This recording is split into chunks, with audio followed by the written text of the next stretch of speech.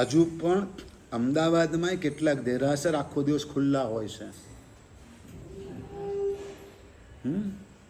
ને અહીંયા પણ 6 વાગે તો ખુલી જાય છે. આવજો 6 વાગે દર્શન કરવા.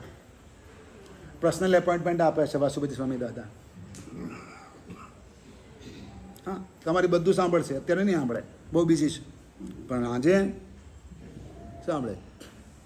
ઘણા તીર્થો આખો દિવસ ખુલ્લા હોય. હા,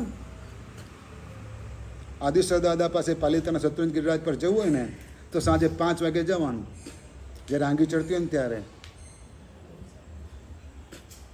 12 વાગ્યા પછી ચડવાનું ચાલુ કરવાનું.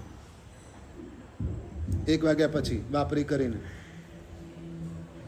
અને પછી 4-5 વાગ્યા સુધી ઉપર રહેવાનું. આંગી ચડે, આરતી થાય, પછી નીચે ઉતરવાનું. જો કેવી મજા આવે, કેવો આનંદ આવે. મહેણાને એમાં આનંદ હતો, મહેણાને એમાં વિશ્વાસ હતો, મહેણાને એમાં શ્રદ્ધા હતી, અને ડાયરેક્ટ તાર જોડાઈ જતા હતા પરમાત્માની સાથે, સિદ્ધ ચક્રજીની સાથે એકાકાર બની જતી હતી. આ એમની કથા ઉપાધ્યાય ભગવંતે રચી. કોને રચી? એમની કથા કોને રચી?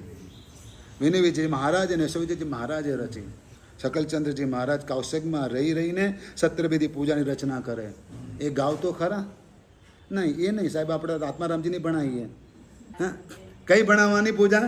આત્મારામજી મહારાજ સત્રવિધિ પૂજા પણ, કારણ કે ઇઝી છે, એ રાગ બેસી ગયા છે, એ વાતો જલ્દી ઉતરી જાય છે. પણ શકલચંદ્રની મહારાજની વાતો થોડીક તત્વજ્ઞાનવાળી હોય, થોડીક ભારે હોય, તો એ કયા દેવ વંદન કરો? ચોમાસી 14 છે, કેમ બીજા નથી?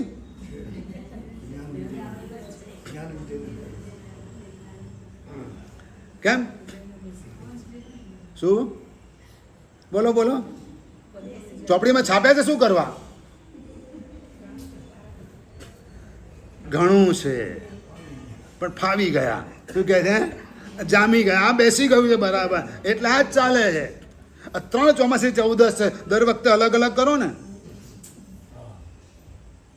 કેમ ના થાય? થઈ શકે છે.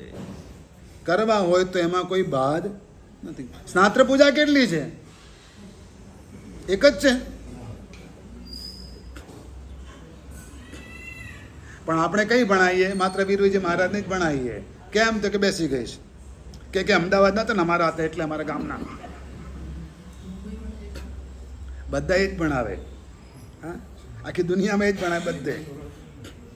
પણ અનેક 5-7 પ્રકારના સ્નાત્ર છે. કેટલા સ્નાત્ર છે? 5 થી 7 પ્રકારના શાસ્ત્ર છે.